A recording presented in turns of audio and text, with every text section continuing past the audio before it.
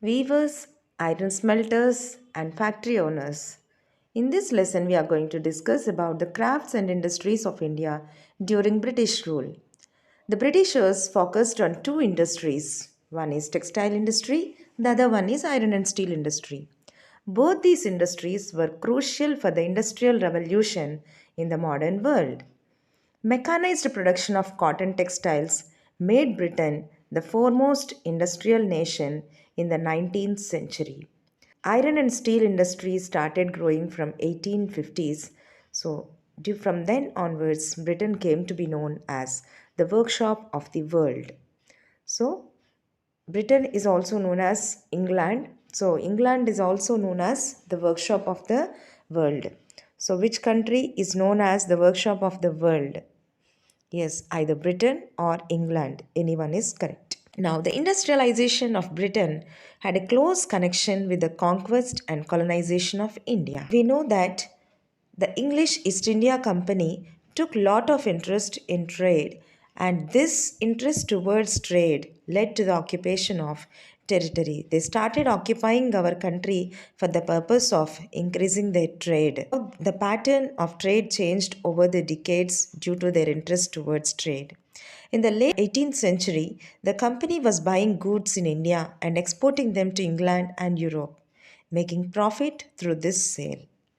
So, in the late 18th century, the company started buying goods from India. That is, all the raw materials which they required, all these were purchased from India and they were exported to England and Europe. And with that, they prepared a finished product in their industries and they made huge profits through this sale.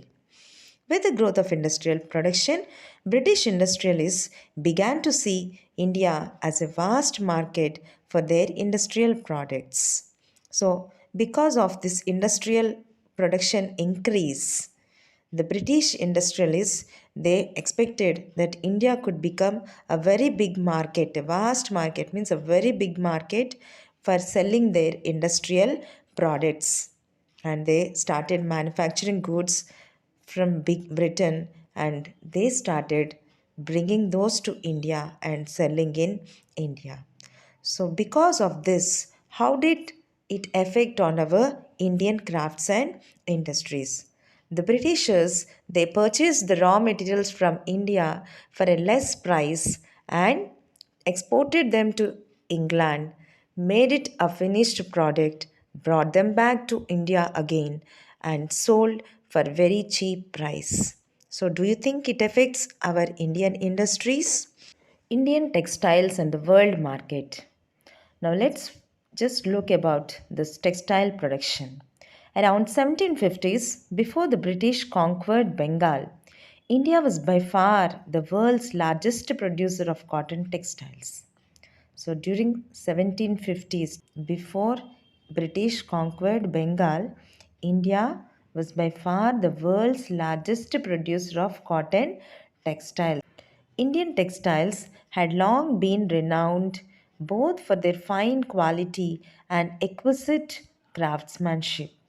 So our Indian textiles were very great and they designed a very fine quality and very good craftsmanship also they had in designing this beautiful cotton cloth. They were extensively traded in Southeast Asia, Java, Sumatra, and Penang, and West and Central Asia. From 16th century, European trading companies began buying Indian textiles for sale in Europe. So 16th century onwards, these European trading companies they started buying our Indian textiles in Europe. Memories of this flourishing trade and the craftsmanship of Indian weavers is preserved in many words still current in English and other languages. It is interesting to know the origin of such words and see what they tell us. Words tell us histories. European traders first encountered fine cotton cloth from India carried by Arab merchants in Mosul in present day Iraq. So they began referring to all finely woven textiles as muslin. So they began referring to all finely woven textiles as muslin. It's a word that acquired wide currency. When the Portuguese first came to India in search of spices, they landed in Calicut on the Kerala coast in southwest India. You already studied in the previous lessons that the first people who came to our country were the Portuguese. So when these Portuguese people they came to India in search of spices, first of all they landed on one particular place which is located on the Kerala coast in southwest India, which is Calicut. The cotton textiles which they took back to Europe, along with the spices, came to be called calico, which has been derived from calicut. So, the cotton textiles which they took back to Europe from our country, India, they also took along with the spices these cotton textiles and called it as calico. Calico is a word which has been derived from calicut.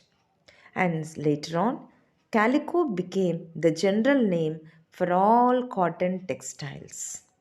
There are many other words which point to the popularity of Indian textiles in Western markets. The English East India Company sent to its representatives in Calcutta in 1730 an order book, and the order that year was 5,89,000 pieces of cloth. Browsing through the order book, you would have seen a list of 98 varieties of cotton and silk cloths. These were known by their common name in the European trade as piece goods, usually woven cloth pieces that were 20 yards long and 1 yard wide. So the cloth which they have woven, it consists of 20 yards, that is the length is 20 yards and the width is 1 yard.